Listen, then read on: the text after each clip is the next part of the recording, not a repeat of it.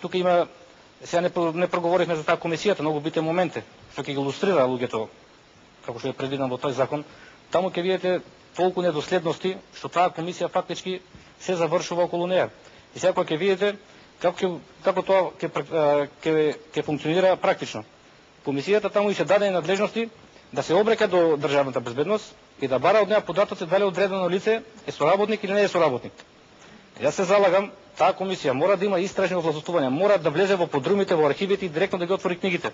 Ачка, што одговорите на студентите како универзитетски професор? Не, јас би се надоврзала за господинот Бачев. Се согласувам дека таа комисија тешко ќе ги добива, ќе има многу обструкции за да ги добие. Ужасни обструкции ќе има и како ќе функционира уште сега со подсомневање. Но да одговориме на младиот колега од новинарство, правниот факултет. Тој изрази еден сомнеш, значи дали со ова лустрацијата ќе се врши одмазда.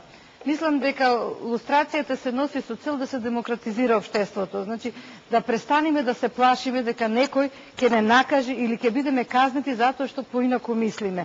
Целта на самиот закон е тоа. Овој закон кој е сега во процедура е многу благ.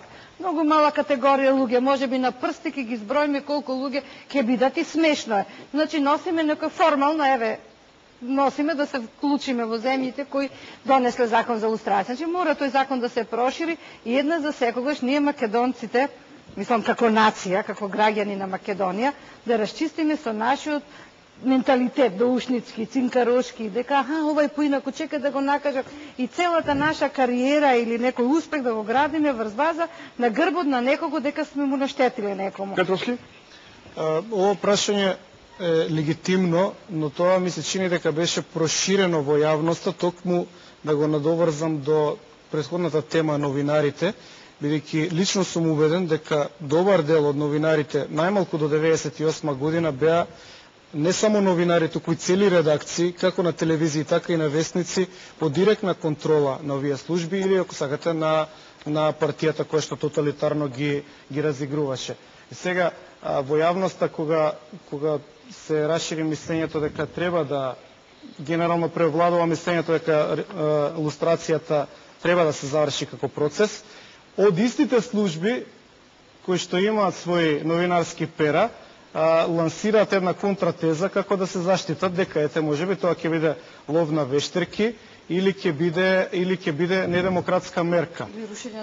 Или рушење на државата. Нормално ако нив ги сметаме за држави само нив. Многу е просто, ако законското решение биде издржано, тоа ќе предвиди механизми да не биде злоупотребено. И Соруси? Јас би повторно. Очекувањата од овој закон, вака како што и Филип ги објаснува и Јадранка, се преголеми. Законот е многу дециден.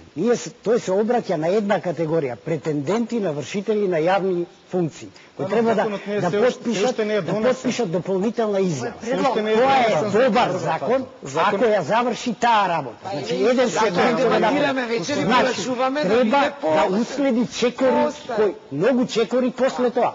Тој чекор не е само во смисла на ширење на илустрацијата која може да се врши и цеховски по здруженија, бидејќи како ќе опфатите новинар во приватен вестник ако се однесува само на јавни функции. Тоа мора да се пречисти во секој, бидејќи нема трансформација на општеството без целосно негово прочистување. Да не говорам за сегментот што досега во овие 16-17 години воопшто не е искористен во соочувањето со минатото.